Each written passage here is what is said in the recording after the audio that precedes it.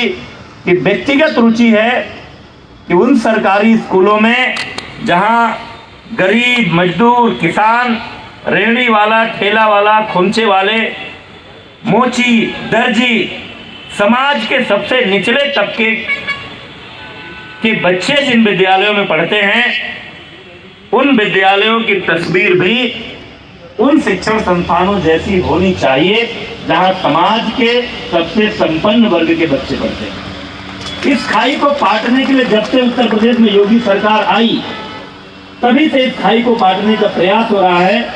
और आज इस मंच से मुझे ये बताते हुए गर्व हो रहा है कि जो मिशन कायाकल्प माननीय मुख्यमंत्री श्री योगी आदित्यनाथ जी के नेतृत्व में शुरू हुआ था, आज उसका परिणाम दिख रहा है।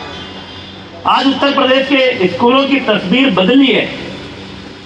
आप 2017 के पहले के बेसिक शिक्षा परिषद के स्कूलों का चित्र अगर आपके सामने हो,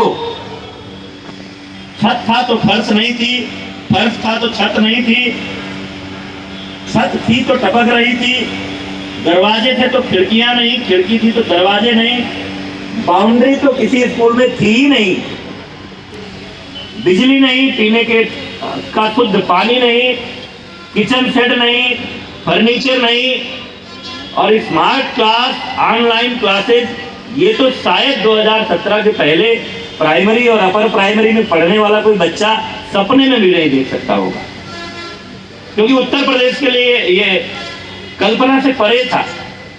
हम लोगों ने तो विश्वविद्यालय की शिक्षा प्राप्त कर ली, पीएचडी की उपाधि प्राप्त कर ली, लेकिन कभी स्मार्ट क्लास पर पढ़ने का सौभाग्य नहीं मिला। कोई उत्तर प्रदेश का कोई भी ऐसा स्कूल नहीं दिखाई देता था, कुछ बड़े महानगरों की बात छोड़ दीजिए, कोई स्कूल ऐसा नहीं दिखाई देता था जिसके फर्श पर टाइल्स हो। और इन सब चीजों से स्वयं मुख्यमंत्री जी व्यथित थे।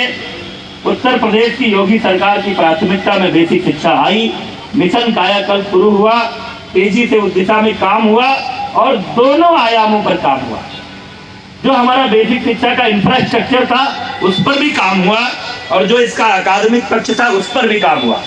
बच्चे स्कूलों से निकलते थे खाकी रंग का मोटा यूनिफॉर्म पहन करके, पैरों में चप्पल पहनकर जाते थे। ऐसे लगता था कि शायद हो सकता है कि इन बच्चों की माँ किसी कैद में हो और वहां से निकलकर ये बच्चे आ रहे। बहुत ही विभत्स तस्वीर वो दिखाई देती थी। पहला काम किया हमारी सरकार ने, बच्चों को 2 जोड़ी अच्छे रंगीन ड्रेस दिए। आज जब हमारे बच्चे वो ड्रेस पहनकर निकलते हैं और उनके पैरों में सरकार का दिया हुआ जूता भी होता है, मोजा भी होता है, बेल्ट भी होता है, टाई भी होती है, तो लोगों को ये अंतर करना मुश्किल होता है कि ये बच्चे सरकारी स्कूल के हैं या किसी कॉन्वेंट स्कूल के हैं। किताबें निःशुल्क दे रहे हैं, बैग निःशुल्क दे रहे हैं, मिड डे मील की व्यवस्था में आमूलचूल परिवर्तन आया है। आज मेनू के अनुसार भोजन बन रहा है और किसी तरह की कोई शिकायत ना हो, इसको देखने के लिए हमने अपने एडी बेसिक के नेतृत्व में हर मंडल में परमानेंट फ्लाइंग स्क्वाड की टीम बनाई है, जो स्वतः अखबारों की खबरों को संज्ञान में लेती है, स्वतः निरीक्षण करती रहती है कि कहीं भी बच्चों के पोषण के साथ कोई खिलवाड़ ना। और जो मिशन कायाकल्प शुरू किया, शुरू में 14 पैरामीटर बनाए, फिर 4 पैरामीटर और बढ़ाए।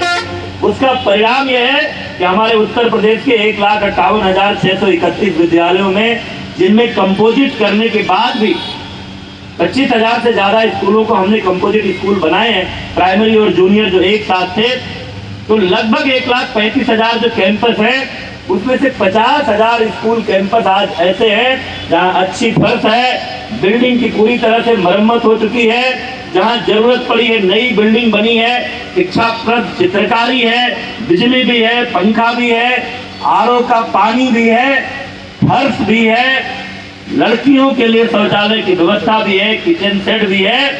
और अभी पिछले दिनों जो हमने 400 करोड़ रुपए की धनराशि अवमुक्त की है, उसके बाद उत्तर प्रदेश का कोई भी जूनियर हाई स्कूल नहीं बचेगा कक्षा 6 से 8 का जहां फर्नीचर ना उपलब्ध हो जाए।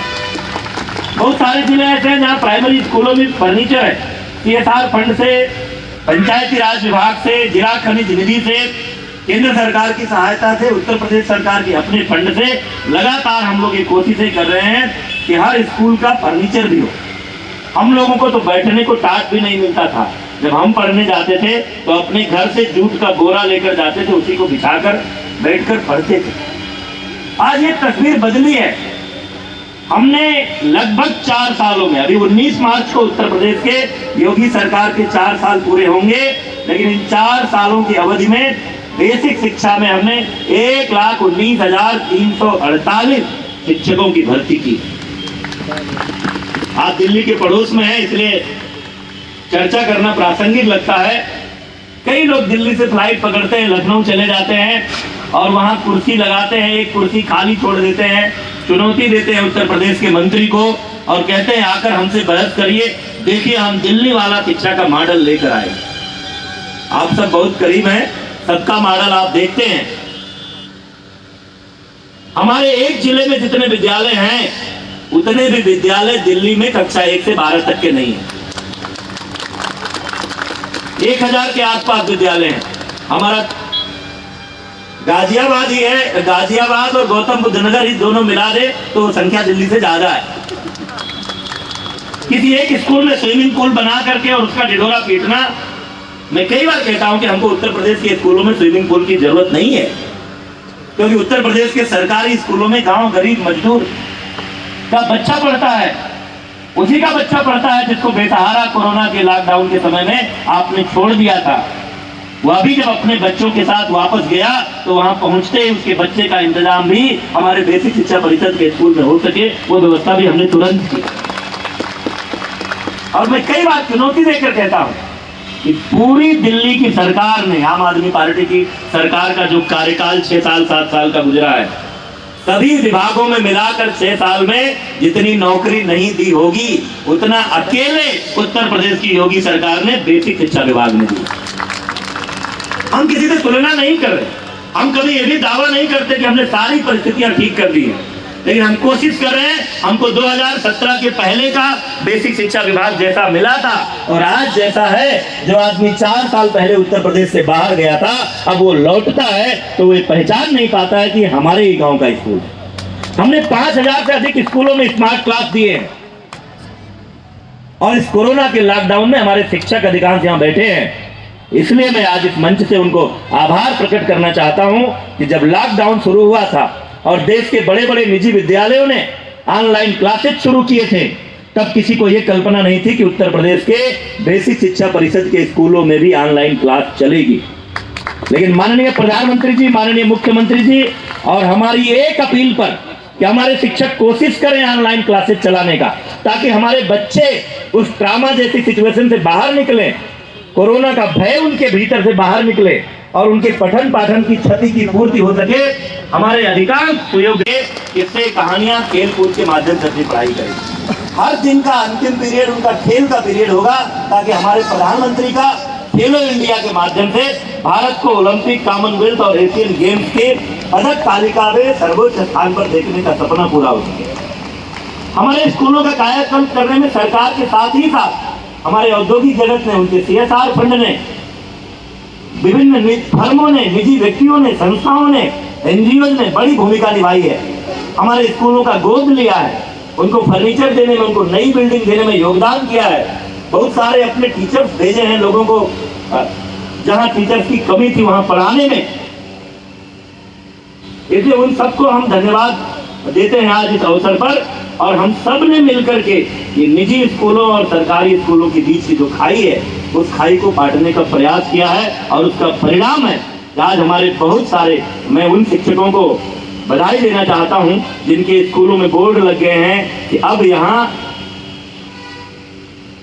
नया प्रवेश नहीं हो सकता है, नो एडमिशन। 1000 की संख्या वाले, 500 की संख्या वाले, 400 की संख्या वाले हमारे तमाम स्कूल हो गए। और पूरी पारदर्शिता से हमने जो शिक्षक भर्तियां की हैं, एक भी व्यक्ति कहीं नहीं कह सकता है कि उसको कहीं भी 1 रुपया देना पड़ा। अभी हमने, हमारे शिक्षकों ने लगभग 55,000 शिक्षकों ने आवेदन किए थे, अपने अपने इच्छित जगहों पर जाना चाहते थे ट्रांसफर के माध्यम से। हमने 26,000 लोगों के ट्रांसफर किए हैं, 21,000 ट्रांसफर सिंगल और लगभग 5,000 ट्रांसफर म्यूचुअल। लेकिन एक भी टीचर खोजने से नहीं मिलेगा आपको जो कहे कि उसके लिए उसको किसी की सिफारिश करनी पड़ी या किसी को कोई पैसा देना पड़ा। कभी कभी कोई शरारत कर देता है, किसी अखबार में कोई छोटी सी खबर छप जाती है, विधायकों, सांसदों, मंत्रियों की सिफारिश पर होंगे ट्रांसफर, हमारे माननीय मंत्रीगण, सांसदगण और विधायकों को परेशानी हो जाती है, तमाम सारे लोग पहुंच जाते हैं, लेकिन जब इनका संदेश मेरे पास पहुंचता है तो मैं इनसे विनम्रता से हाथ जोड़ कर कह लेता हूं, माननीय मंत्री जी, माननीय सांसद जी, माननीय विधायक जी, हर वो शिक्षक जिसकी सिफारिश करने वाला कोई नहीं है, उसका भी ट्रांसफर उसी पारदर्शी और उसी ऑनलाइन ट्रांसपेरेंट व्यवस्था के तहत होगा। अब उत्तर प्रदेश में ऐसे किसी काम के लिए किसी की सिफारिश की आवश्यकता नहीं है, किसी को एक भी रुपया कम खर्च करने की आवश्यकता नहीं है। जिस प्रदेश में 2017 से पहले ट्रांसफर, पोस्टिंग और नकल एक इंडस्ट्री हुआ करती थी, आज योगी सरकार में पूरी पारदर्शिता और पूरी ईमानदारी के साथ काम हो रहा है। हम हर दिशा में प्रयास कर रहे हैं, हमारे छात्र छात्राओं को अच्छी सुविधा मिले। लॉकडाउन में स्कूल बंद थे, मैं आदरणीय जनरल साहब को, वैसे उनको जानकारी होगी लेकिन मैं सूचना देना चाहता हूं, जब स्कूल बंद थे तो हर बच्चे का 2 जोड़ी ड्रेस, उसका जूता, उसका मोजा, उसकी किताब, और जितने दिन खाना नहीं बना मिड डे मील का लॉकडाउन के कारण, उतने दिन का प्रतिदिन पर बच्चे के हिसाब से अनाज और उसके कन्वर्जन कास्ट का पैसा हम उस बच्चे के घर भेज चुके हैं। आज का उत्तर प्रदेश इतना पारदर्शी और इतना ईमानदार उत्तर प्रदेश है। इसलिए आज के इस अवसर पर यह आह्वान करते हुए कि हमारे सभी शिक्षक जिस तरह का परिश्रम कर रहे हैं, जिस तरह से आज उन्होंने निजी और सरकारी स्कूलों की खाई पाटी है, आज बड़ी संख्या में नामांकन बढ़ा है। बहुत सारे निजी स्कूलों से निकलकर लोग अपने छात्रों को, अपने बेटियों को, अपने बेटों को हमारे सरकारी स्कूलों में भेजना शुरू किए हैं। हमने स्टूडेंट असेसमेंट टेस्ट शुरू किया है। हमने दीक्षा पोर्टल के माध्यम से बच्चों का जो किताबें हैं, उनका जो पाठ्यक्रम है, उनको वीडियो में उपलब्ध कराया। आज हमारा एक एक क्लास का एक एक चैप्टर आप किसी स्मार्टफोन से हमारे बच्चे की किताब के चैप्टर के पहले पेज पर QR कोड को स्कैन करिए और गिलहरी की पूरी कहानी वीडियो में अपने बच्चे को दिखा दीजिए। ये व्यवस्था उत्तर प्रदेश के स्कूलों में हुई है। हमने एलुमनाई एसोसिएशन का भी गठन किया है ताकि हमारे स्कूलों से पढ़कर जो निकले हुए लोग हैं, नेता हैं, व्यापारी हैं, अधिकारी हैं, वो लौटें, अपने उस स्कूल को देखें। जीवन का पहला स्कूल कभी कोई भूलता नहीं है, वो देखें और उसकी व्यवस्था सुधारने में भी हमारा योगदान करें।